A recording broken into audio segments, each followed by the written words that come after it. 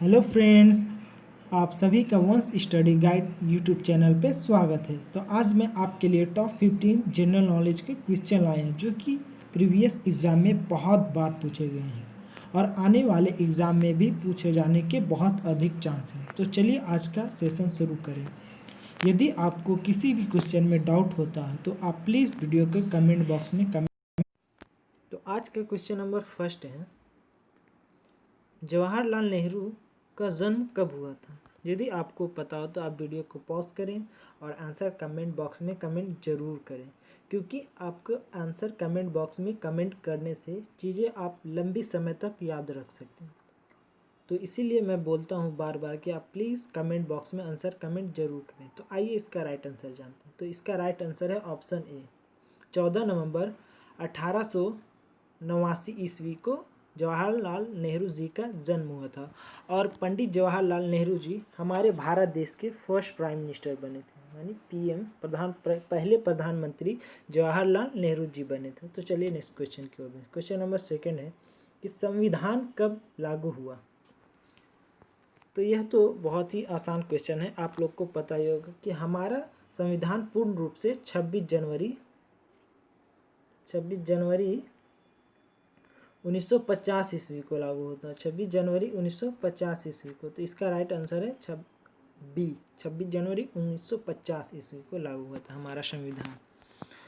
Option question number third है कि vote देने के लिए उम्र होनी चाहिए, मतलब आपकी उम्र क्या होनी चाहिए कि आप वोट को दे सकते हैं? तो इसकी न्यूनतम आयु है 18 वर्ष। तो चलिए नेक्स्ट क्वेश्चन की ओर बढ़ें। क्वेश्चन नंबर फोर्थ है कि ईरान की राजधानी है, क्योंकि आपको पता होगा कि राजधानी से रिलेटेड एक नंबर क्वेश्चन आते ही आते हैं। तो प्लीज़ आप इस क्वेश्चन को ध्यान से पढ़िए। तो इसका राइट आंसर है ऑप्शन ए, बगदाद। ईरान की राजधानी बगदाद है। और ईरान देश जो है वह अपने हाल ही में उसकी मुद्रा रियाल थी। क्या थी? रियाल थी, तो वह रियाल से बदल कर तोमार कर दिया है। तो प्लीज़ आप इसे नोट डाउन जरूर कर ले। तो चलिए नेक्स्ट क्वेश्चन की ओर बढ़ते हैं। क्वेश्चन नंबर 5, निम्न में से खाद्य फसल कौन सी है? मतलब आपको यह बताना है कि खाद्य फसल कौन सी है। तो यदि आपको आंसर पता होता प्लीज़ कमेंट बॉक्स में आंसर कमेंट जरूर करें। तो इसका राइट आंसर है ऑप्शन डी, मक्का। इसका राइट आंसर क्या है? ऑप्शन डी, मक्का। यह एक खाद्य फसल है। तो चलिए क्वेश्चन नंबर 6 की ओर बढ़ते हैं। तो 1994 में दक्षिण अफ्रीका का पहला अश्वेत राष्ट्रपति कौन बना? तो आपको यह बताना है कि अश्वेत यानी काले, मतलब काले दिखने वाले प्रथम राष्ट्रपति दक्षिण अफ्रीका के कौन बने? तो इसका राइट आंसर है option A, Nelson Mandela ji. Nelson Mandela ji दक्षिण अफ्रीका के पहले राष्ट्रपति बने थे। नहीं तो वहाँ हमेशा गोरे रंग के ही राष्ट्रपति बनाए जाते थे। तो यह पहले श्वेत यानी काले राष्ट्रपति बने थे, काले दिखने वाले व्यक्ति राष्ट्रपति बने थे। तो चलिए नेक्स्ट क्वेश्चन नंबर 7 की ओर बढ़ते हैं। आज़ाद भारत का पहला शिक्षा मंत्री कौन बने थे? तो यह तो आपको क्वेश्चन पता ही होगा। इसका राइट आंसर है ऑप्शन ए, मौलाना अब्दुल कलाम। यह आज़ाद भारत के प्रथम शिक्षा मंत्री बने थे। यदि ऑप्शन बी की बात की जाए तो यह राधा कृष्णन जी भारत के प्रथम उपराष्ट्रपति बने थे, वाइस प्रेसिडेंट बने थे। तो चलिए क्वेश्चन नंबर 8 की ओर बढ़ते हैं। किस मुगल बादशाह को अपने ही पुत्र ने कैद किया?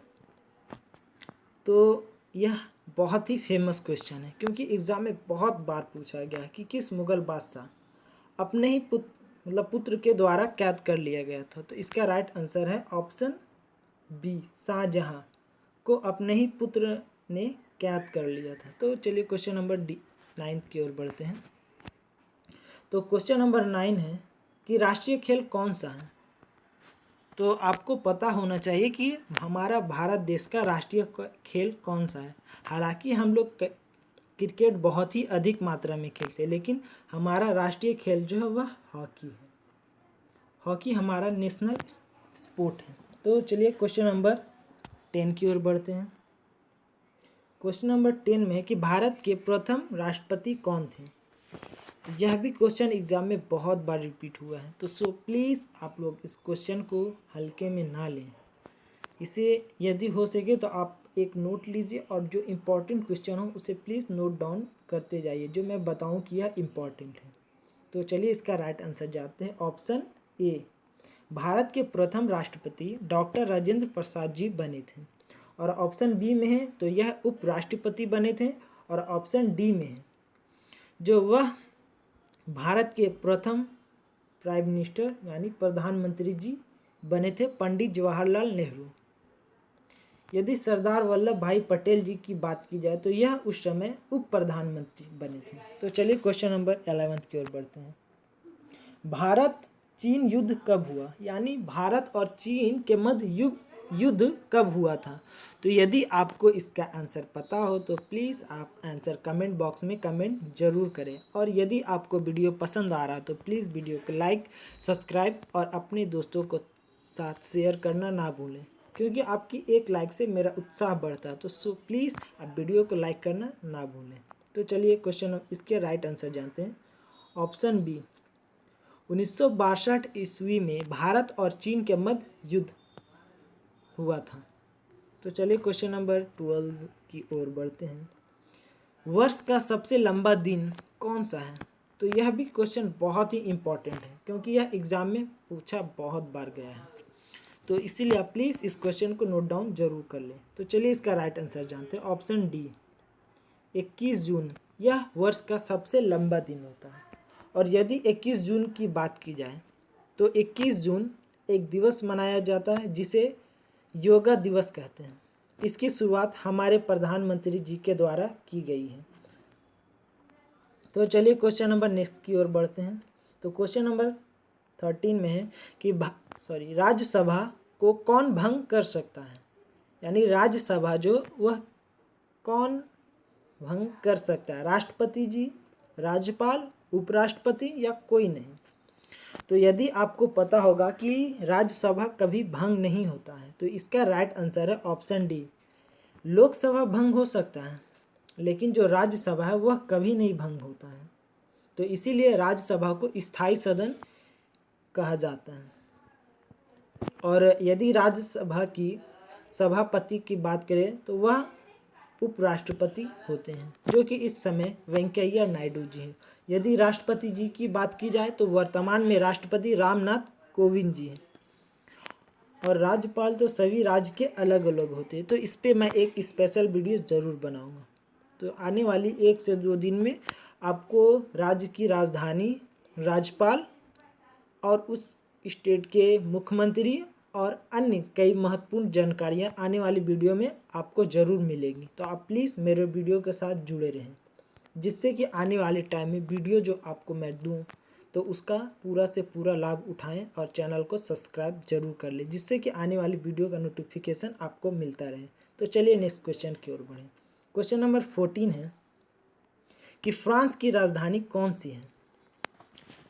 क्योंकि आपको पता होना चाहिए कि एग्ज़ाम में चाहे आप कोई सा भी कम्पिटिटिव एग्ज़ाम दें, उसमें 1 नंबर की राजधानी से रिलेटेड क्वेश्चन आते ही आते हैं। तो सो प्लीज़ आप इसे हल्के में ना लें, आप इसे हो सके तो मैं बोला हूँ आप नोट कीजिए और उसे समय समय पे रिवाइज करते रहिए या मेरे वीडियो को देखकर रिवीजन करते रहिए, जिससे कि आप चीज़ें लंबे समय तक याद रख सकते हैं। तो यदि इसका राइट आंसर की बात करें तो इसका right answer option B, Paris. France की राजधानी पेरिस है। और यदि मॉस्को की बात की जाए तो यह रूस की राजधानी है। और लंदन की बात की जाए तो यह यूके या यूनाइटेड किंगडम कहते हैं, तो यह यूके की राजधानी है। यदि रोम की बात की जाए ऑप्शन डी तो यह इटली की राजधानी है। यदि आपको प्रमुख देश और उनकी राजधानियों पे भी वीडियो चाहिए तो उसके लिए भी मैं एक वीडियो लाऊंगा जो इम्पोर्टेंट है, जो एग्ज़ाम में बहुत बार पूछे गए और आने वाले एग्ज़ाम में भी पूछे जाने के चांस हैं। तो इसीलिए मैं वीडियो को लाइक और चैनल को सब्सक्राइब करना ना भूलें। तो चलिए नेक्स्ट क्वेश्चन की ओर बढ़ते हैं। क्वेश्चन नंबर 15 है कि प्रधानमंत्री का चुनाव होता है, मतलब आपको यह बताना है कि जैसे आप तो जानते हैं कि प्रधानमंत्री जी का चुनाव कैसे होता है। तो आपको इसका राइट आंसर पता हो तो वीडियो को पॉज करके वीडियो के कमेंट बॉक्स में कमेंट करें। तो इसका राइट आंसर है लोकसभा के द्वारा हमारे प्राइम मिनिस्टर को चुना जाता है, और यदि इसकी नियुक्ति की बात की जाए तो वह राष्ट्रपति के द्वारा की जाती है। हमारे प्रेसिडेंट के द्वारा इनकी नियुक्ति की जाती है। आप सोच रहे होंगे कि इन्हें तो हम चुनाव करते हैं। नहीं, ऐसा नहीं है। हम अपने क्षेत्र को सांसद जो होते हैं, सांसद जी, उनका चुनाव करते हैं। और हमारे जो लोकसभा है वहाँ सारे सांसद मिलकर किसी एक ग्रुप में से, जैसे जिस पार्टी के अधिक सीट जीते होते हैं, वही उन्हीं में से किसी एक को मुखिया यानी प्रधानमंत्री बनाया जाता है। तो उनका चुनाव लोकसभा के सदस्यों द्वारा किया जाता है, जो वहाँ निर्वाचन होकर लोकसभा में पहुँचते हैं। तो थैंक यू दोस्तों वीडियो को देखने के लिए। यदि कोई गलती हुई हो मुझसे तो मैं उसके लिए सॉरी चाहता हूँ। तो चलिए वीडियो को यहीं समाप्त करते हैं। यदि वीडियो आपको अच्छा लगा हो तो प्लीज़ अपने दोस्तों के साथ शेयर और लाइक करना ना भूलें। थैंक यू दोस्तों।